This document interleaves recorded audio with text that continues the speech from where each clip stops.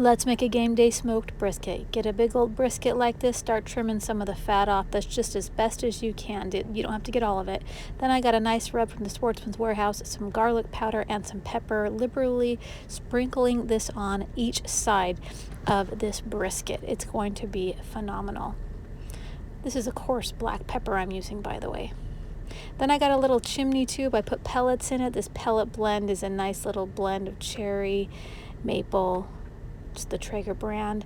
Get that lit, and then when your grill gets to about 180, you're going to put on that brisket. Once this tube starts smoking, the fire's gone out. If you've got one of these, it just adds extra smoke flavor. I like it. Put it on there. After about 8 hours like this on the 180, you're ready to wrap up your brisket. Wrap it up, put it back on this grill once it hits about 275, 280.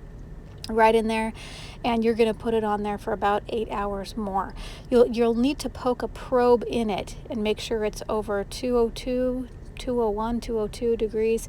It should feel like butter going in. That's how you know your brisket's done. Then you're just going to shred it up into slices really fine, really thin here, and you've got an amazing game day brisket everyone will love.